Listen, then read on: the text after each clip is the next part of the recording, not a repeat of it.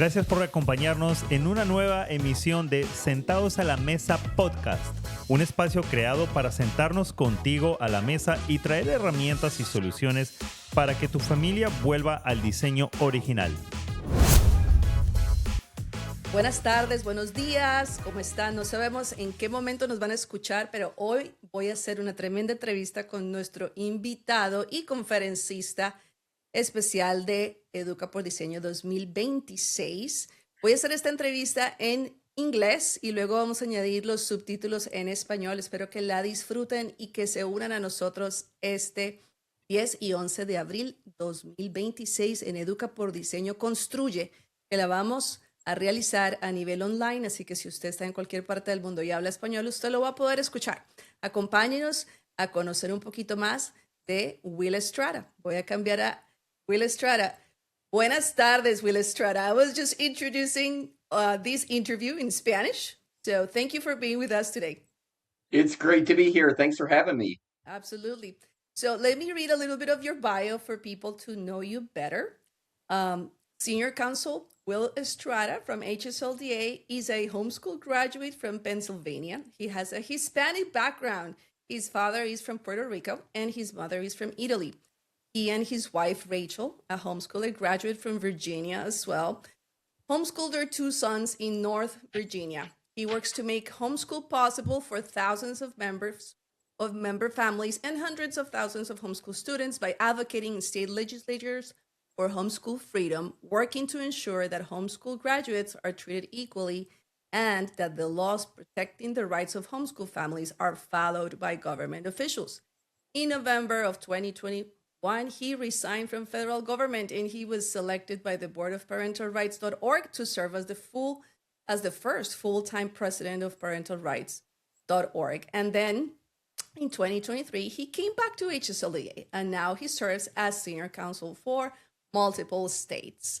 So thank you for being with us, Will, today. And we just wanted our audience to meet you personally before our 5th conference, Educa por Diseño, which you have been part of, I believe, from the beginning. You have been with us, and it's such an honor, and we deeply value all your input and what you're doing constantly for defending parental rights and homeschooling freedoms.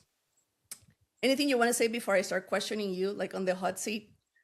Well, I love the work that you're doing. We are seeing growth of homeschooling really in all segments, but particularly in Hispanic families. And so the work you and Ricardo are doing is incredibly important, Ana Maria. It's great to be here with you. Thank you. Thank you very much. So let's get started. And let's get started with parental rights. So my first question will be, why do you believe a specific parental rights amendment to the U.S. Constitution is necessary today, rather than simply relying on the 14th Amendment due process clause? So let's back up and kind of set the stage here. Homeschooling freedom is a subset of parental rights. So the foundation is parental rights, and homeschooling is built on that. And as people who have religious backgrounds, we all know that our rights don't come from the government, they come from God. It's why the founders of the Declaration of Independence and of the U.S. Constitution said we are endowed by our Creator, not by the King of England, not by Washington, D.C., not by any earthly government, but we are endowed by our Creator with certain inalienable rights. And then they wrote on, among these are life, liberty, and the pursuit of happiness. So your right to raise your children, your right to homeschool your children is a God-given right. Now, government is instituted. We read in Romans 13 that God establishes government, and our founders wrote in the Declaration of Independence that to preserve these rights, men and women come together to establish governments for the purpose of protecting our God-given rights. So the U.S. Constitution doesn't mention homeschooling, it doesn't mention parental rights, but for the first 100 years of our country's history, nobody challenged parental rights. Most kids were educated at home because everyone recognized that our rights come from God and the government could not come between parents and children. That really began to change in the early 1900s. We began to see compulsory attendance laws passed. We began to see the government, both at the state and federal and local level, become much larger than they had historically, and there began to be challenges to parental rights. And this really came to a head in the early 1920s. There were laws that were being passed that would have prohibited private education. And for the first time in 1923, the U.S. Supreme Court case of Wisconsin, of Meyer versus Nebraska, the U.S. Supreme Court said parental rights are fundamental. And that really has been upheld. 1925, Pierce versus Society of Sisters. 1972, Wisconsin versus Yoder. 2000, Troxel versus Granville. And even just last year, in 2025, in the very important case of Mahmoud versus Taylor, the U.S. Supreme Court has consistently, for 103 years, said that parental rights are fundamental. That is the highest right. Now, that's good that the U.S. Supreme Court has said it, but it's not in the Constitution. It's not in any law. So we have been working with different organizations to actually pass a parental rights amendment to the U.S. Constitution, not just to view it as an implied right as part of the 14th Amendment's due process clause, but an actual, in the black and white text of the U.S. Constitution, that parental rights are fundamental. And then one other important thing of that, not only are parental rights fundamental, which means the highest level of protection, but I always say as a lawyer that parental rights should be afforded what is called strict scrutiny. There are kind of three ways that courts look at laws. There's the rational basis test. Most actions of the government are viewed under that, and the government almost always wins. The government simply has to show that they have a rational reason, a rational basis for their governmental action. Then there's another level of scrutiny called intermediate scrutiny. But whenever we're looking at a fundamental right, like free speech or religious freedom or parental rights, the courts have generally applied the highest level of scrutiny, which is called strict scrutiny. And the good thing of that is the government almost always fails when the action is reviewed under strict scrutiny. So I always say, and this is maybe a little too much lawyerese, but it's so important for us to remember this, our rights are God-given. Homeschooling and parental rights are a fundamental right, the highest level of rights in our United States legal system, and any governmental action that tries to limit parental rights should be reviewed under the highest judicial standard, strict scrutiny. Well, thank you for such a deep dive explanation. I think every parent should know this because this is where we're standing and these are our rights. And just like you said, our rights come from God. Then we have to see how government recognizes that. So I see the value of this effort. And also I encourage parents to get involved and do their civic duty. Don't think that just because God gave you these rights, it's enough.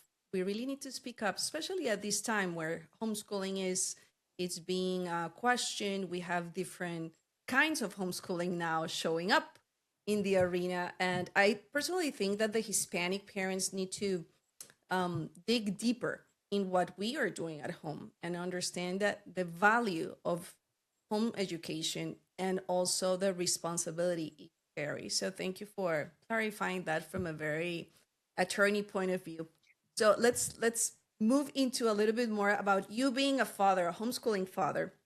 And as someone who has homeschooled and now defends that right at the highest levels of government, what advice do you have for fathers on teaching their children to be enlightened citizens and advocates for their own future freedoms?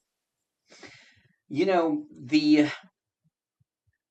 you being a dad, talking just to the dads for a moment, is really one of the most important things you will ever do. There's only two things that come close. The first is, I'm a Christian, so your relationship with God, kind of knowing your place in the world and that God has a purpose for you. And then the second thing would be your relationship with your wife. If you are married, that is really the most important thing that you're going to have on this earth. And to be a good homeschool dad, you first have to start by being a good husband. And I always encourage people that it takes love, it takes prayer, It takes kind of walking daily with your wife. You can't just say, and I've talked to dads who do this of, well, my wife's making the decision to homeschool. I don't know about it. She's going to have to sink or swim on her own. No, this is something where you both have to go into it. I always remember the passage in Ephesians chapter 5 of it's talking about mutual submission, about us as dads being subject to the Lord. And so if you're not walking humbly with God, I think of that verse in Micah 6:8, he's shown you, O man, what to do, and what does the Lord require of you, but to walk justly, love mercy, walk humbly with your God. So if you're not doing that, you're going to have issues with your marriage, you're going to have issues with your kids. And so that really is the first thing, having a marriage where you put the Lord first, where you seek to be a servant leader, like how Jesus, who was, king of the universe, but he still, before he was going to be crucified, he took off his royal robes, wrapped a towel around himself, and washed his disciples' feet. So that's really the example that we as husbands need to have. I've been very blessed. I'm married way out of my league. My wife and I are celebrating 20 years of marriage this year. We've got 2 kids as well, a 13-year-old and an 8-year-old, and really, to be a good homeschool dad, you first have to put your marriage first, being sacrificial, helping your wife, and then everything will sort of come out of that. But the impact you have as a dad, and as a homeschool dad, really is unparalleled. Your kids are watching what you say. They're watching what you do. They're watching how you treat your wife, their mom, their teacher. And so all of that really goes into it. But then look for ways of how you can practically help with the homeschooling as well. I love history. I love the spoken word. I love the written word. And so I do pretty much all the history teaching. I do a lot of the science teaching. Field trips, I'm always there with the kids. My wife recently, with the homeschool group we're in, they went down to the Air and Space Museum in DC, and we were at the planetarium. And I love planetariums. I love science and space travel. So I was like, I'm taking the day off. I'm going with the kids. And it was just such a good time of spending time with my boys and my wife and our friends. And sort of the tour guide leader came in there, and I'm starting to be like, well, let me tell you about Apollo 13 and asteroids and planets and all this and all that, and jet fighters and all of this. So look for ways, you might say, well, how can I be a teacher? You know something. Maybe you're an auto mechanic. Maybe you do woodworking. Maybe even you like working with your hands. Teach a shop class or something like that, for your own kids, for their friends, for other kids in the neighborhood and other homeschoolers. Really, the sky is the limit. I always tell people, when we are homeschooling, we're not trying to recreate public school classroom in our homes. The whole world is our classroom when we're homeschooling. When you're on a field trip, when you're, traveling, seeing road signs or the little historical markers that you see. We live in Northern Virginia, and so a lot of the Civil War battlefields are here. Of course, our country's 250th anniversary, the sesquicentennial, I think the word is, so I just call it the 250th anniversary. So a lot of stuff is happening around in your communities that kind of, maybe you didn't learn much history, but it's a lot of fun and you can dive in. So I encourage dads, dive in with both feet, or dive in head first, and really kind of see how you, along with your wife, can take charge of your kids' homeschooling. They'll enjoy it, you'll enjoy it, and your wife will enjoy it as well. So what I hear is a lot of teamwork, a lot of involvement. It doesn't really have to do just with academics. You are involved in the academics, maybe with history because you love it and you have a passion for it. But maybe there's some parents that are listening to us that really don't want to do anything with those books or grades or anything.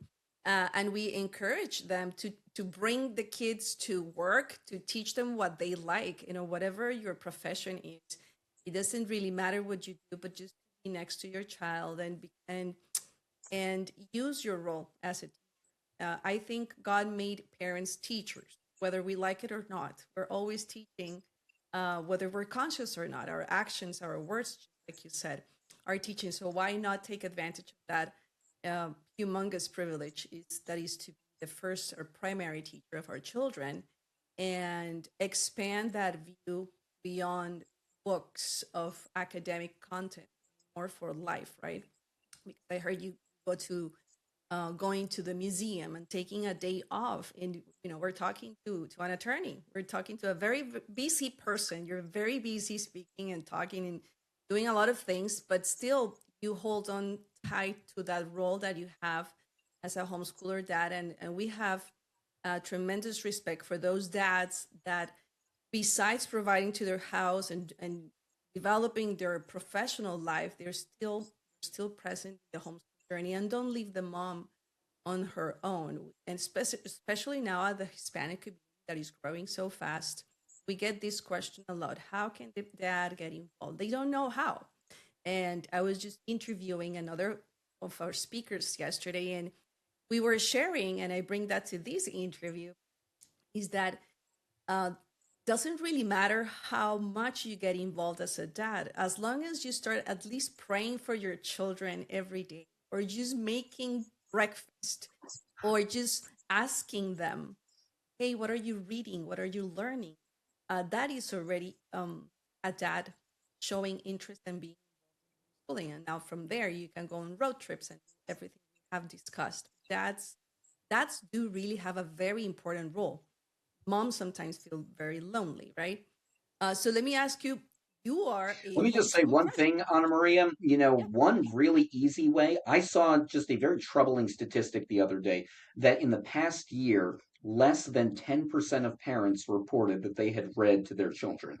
And pretty much every teacher, every child expert will say you reading to your children is one of the best markers of how they're going to do academically, even socially.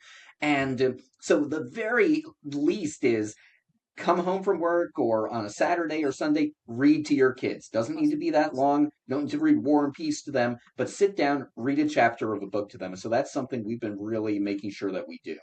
Practical tip, dads, take notes in this interview. Now let me switch back to your personal experience as a homeschooler. You were homeschooled. So why don't you share with our audience, like maybe one or two good memories you have from those homeschool years when you were maybe 10 or 12, or as far as you can remember, that you remember very, or you have a lot of appreciation for your parents when they did a certain thing, or how they taught you, what you still remember, and you even bring back to your own children and your own household now. Well, there were 8 of us kids. I'm the oldest of 8 kids. My dad was a public school teacher. Mom was pretty high up in IBM. She was working on the beginnings of the internet in the late 1970s and early 1980s. But when I was school age, she decided to stay home. We grew up in a double wide. Public school teachers don't make a ton of money, and there were a bunch of us kids, and it was one income. So mom and dad had their own room. Us 5 boys had one room, bunk beds up the wall, and we shared that, and the girls had one room. And but from the very beginning, my parents said we are going to homeschool William. That's what they called me, not William, and our 7 younger kids. And it was such a good education. My dad was very hands-on. My mom loved the language arts and books and math and the great English writers. And so we just had great homeschooling. I remember Dad used to read a lot to us. He read Lord of the Rings to us. Um, Read a lot of history books to us, historical fiction sort of books. We read all of the Little House on the Prairie series together.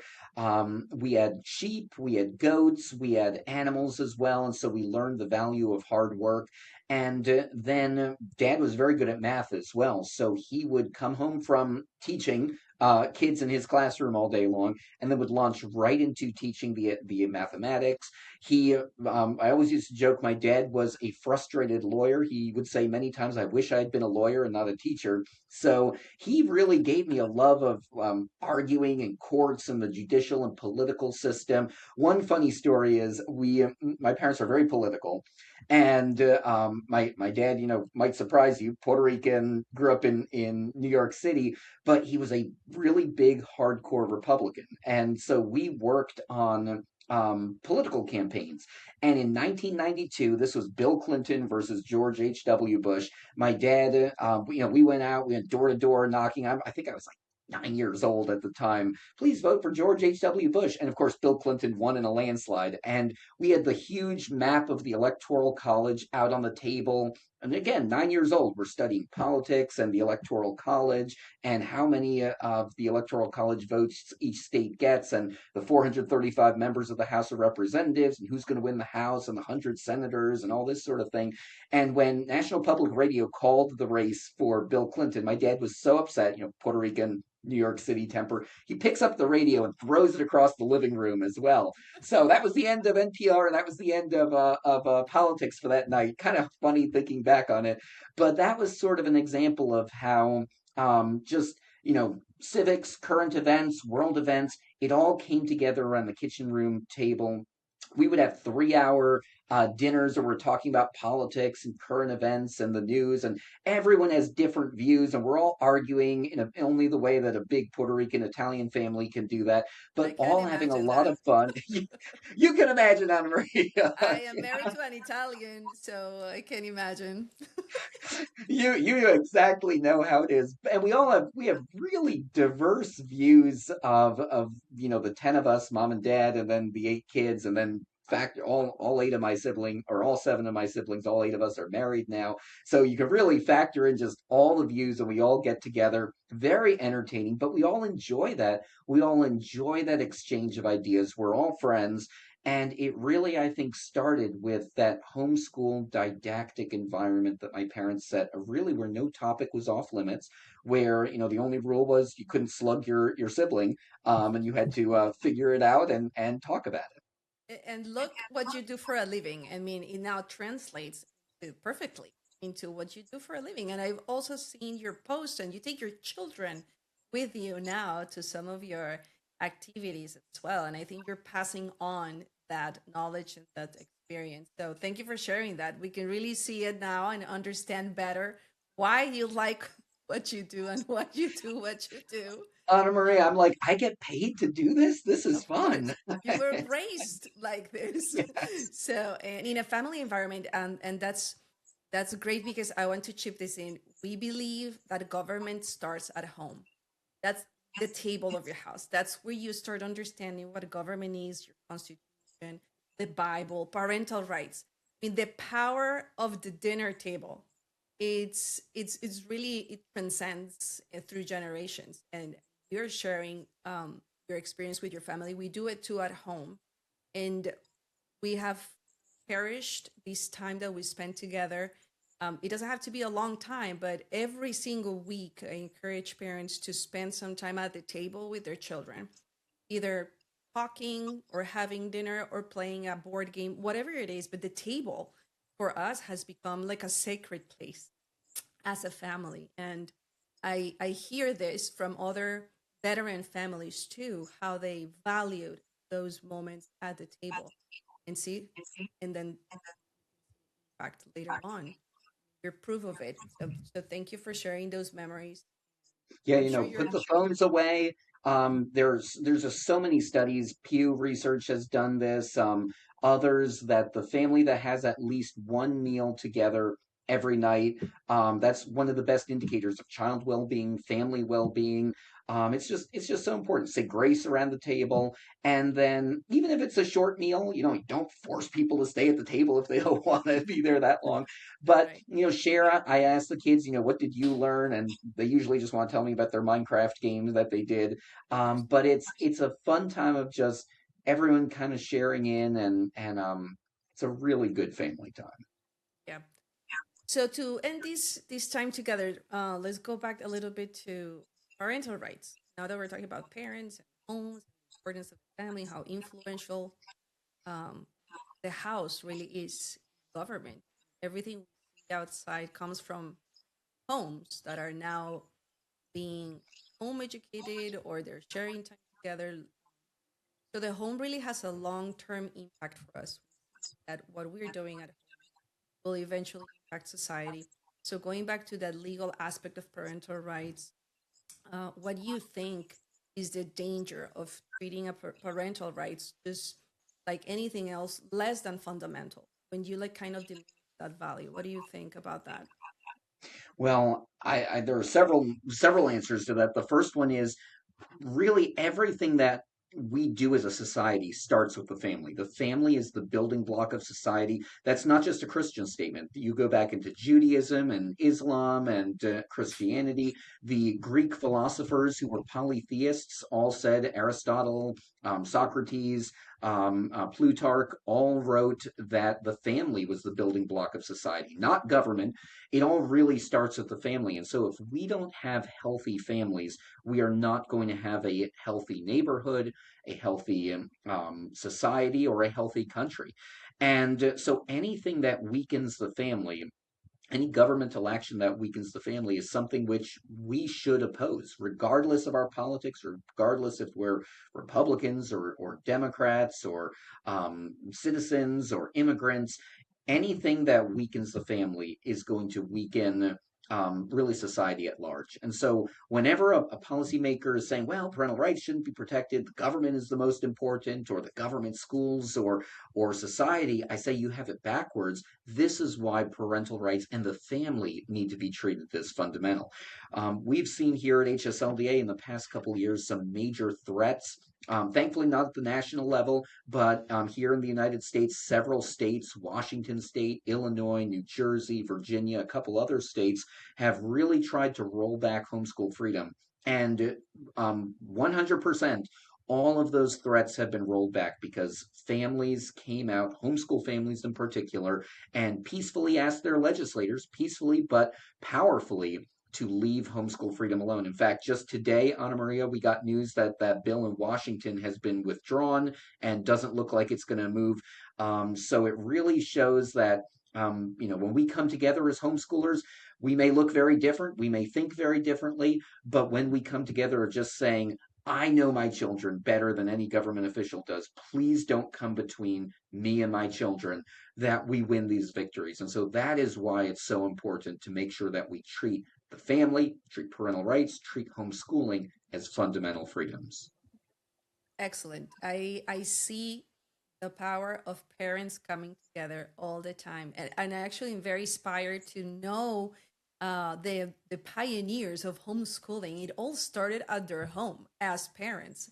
You see their names and their titles and their books now, but they started with a decision as a parent, like everybody else. And I see a tremendous spiritual value in that sense, because that's exactly how God created it, and that's the right order, which you just explained is first God's order, and then the government kind of accepting that order and protecting it as it is. And so for every parent that is either starting homeschooling or maybe playing with that idea, this is your primary role. But what we do at our home will eventually show in society. I think whether we do it right or wrong, whether we homeschool or not, the work that we do as parents will eventually show in society. And we pray that at this time, homeschooling continues flourishing. We're very grateful for people like you and HSLDA for doing this great work for so many years now. So for anybody that wants to know more about HSLDA and Will's work, we'll have a comment on the notes. And remember that Will will be with us on April 10th and 11th for Educa por Diseño 2026. This will be our 5th conference, completely in Spanish. So we have an interpreter for Will.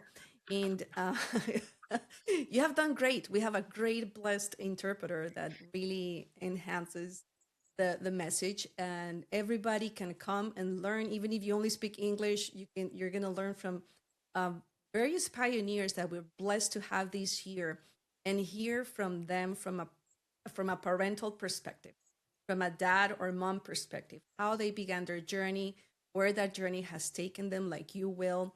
You started at 9 years old, knocking doors and pushing for campaigns, and look where you go now. You go to DC and you stand before people and you advocate for that. So homeschooling definitely is powerful. Thank you for listening, everybody. Leave us questions. We can definitely go back to Will and have answers, or have you come back, Will. And thank you for your time. We hope to see you soon at the conference. Thank you so much, Ana Maria.